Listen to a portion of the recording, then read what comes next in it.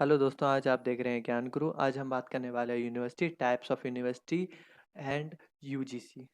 इन तीनों टॉपिक्स के बारे में आज हम डिस्कस करने वाले हैं। चलिए शुरू करते हैं।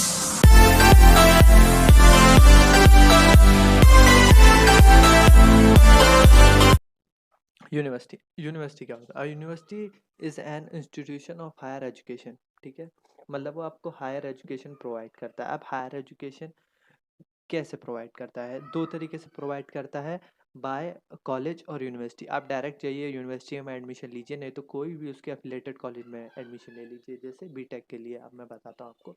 मैं बीटेक के लिए AKTU का जो मेन हेड ऑफिस है वो लखनऊ में है। लखनऊ में ला लेकर नोएडा में ले सकता हूँ, गाजियाबाद में ले सकते हैं, और कहीं भी मैं एडमिशन ले सकता हूँ।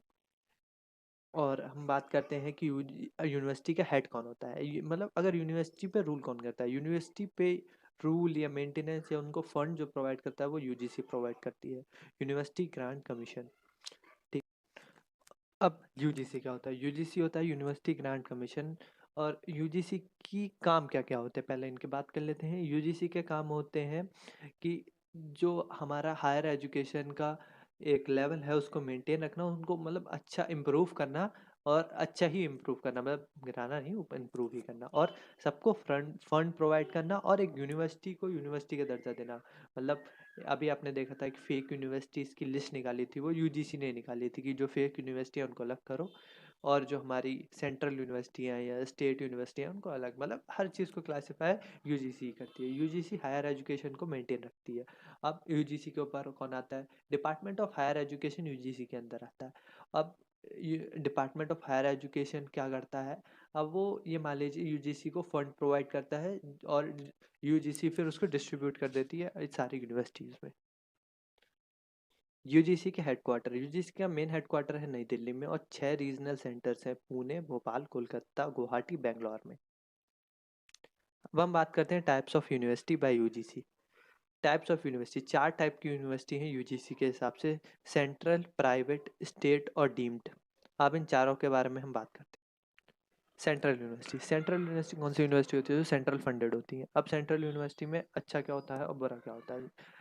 मेरे हिसाब तो सब कुछ अच्छा ही होता है, क्योंकि वो सस्ती होती हैं, वहाँ का एजुकेशन लेवल अच्छा होता है, आपको वहाँ डायरेक्ट एडमिशन नहीं मिलता, एडमिशन बेसिस पे मिलता है। ये एक थोड़ा नॉर्म हो गया कि हाँ, ये अच्छी बात नहीं है, लेकिन अब क्या करें, आपको अच्छा इंस्टीट्यूट और सस्ता लेना है तो आपको पेपर तो एग्ज़ाम तो देना ही पड़ेगा उसका।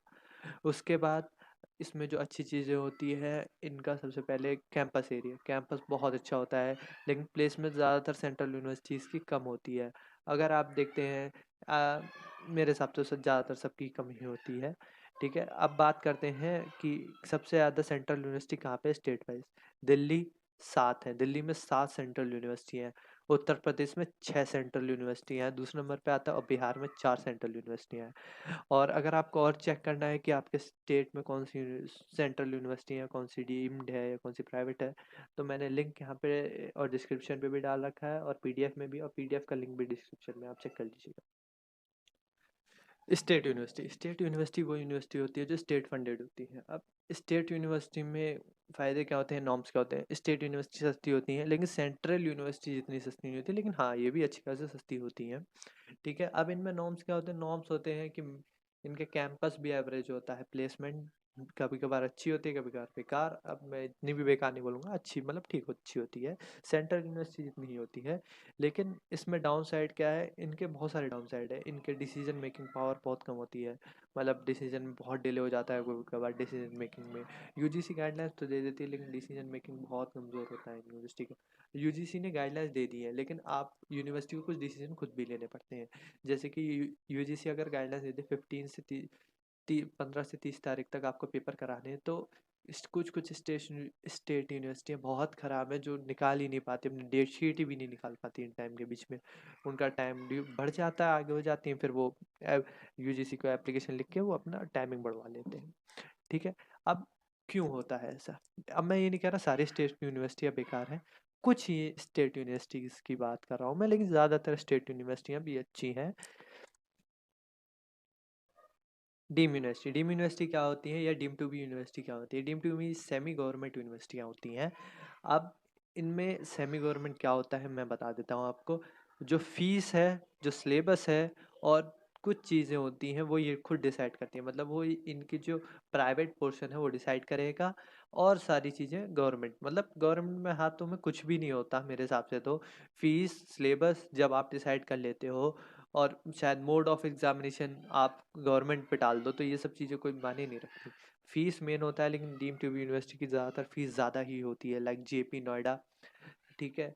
और वो डीम टू बी यूनिवर्सिटी है जेपी नोएडा, आप उसकी चेक कर लीजिएगा, प्लेसमेंट अच्छी है, हर चीज़ अच्छी है, लेकिन फीस बहुत ज़्यादा है। और सबसे ज़्यादा जो डीम टू बी यूनिवर्सिटी है स्टेट में, किसी स्टेट में, तो वह तमिलनाडु में 28, महाराष्ट्र में 21, कर्नाटका में 14।